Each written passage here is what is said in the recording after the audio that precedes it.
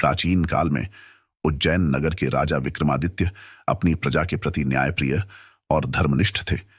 उनके शासन में चारों ओर सुख शांति का माहौल था। उनकी प्रसिद्धि दूर दूर तक फैली हुई थी।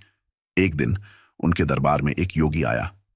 योगी ने राजा से कहा, राजन, मैं एक विशेष तांत्रिक यज्ञ करना चाहता हूं और मुझे उसमें आपकी सहायता की आवश्यकता है। यदि आप मेरी मदद करेंगे तो मैं आपको महान सिद्धियां प्रदान करूंगा। राजा विक्रमादित्य ने प्रजा की भलाई के लिए योगी की बात मान ली। योगी ने कहा, राजन, यज्ञ की सफलता के लिए आपको श्मशान भूमि में जाकर एक पेड़ पर लटके हुए बेताल को लाना होगा।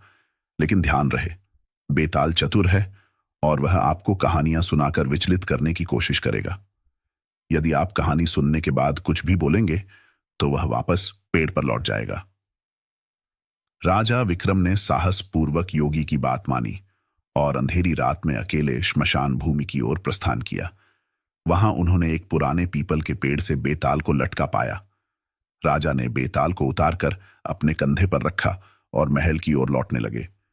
तभी बेताल ने राजा से कहा, हे राजन, यात्रा लंबी है।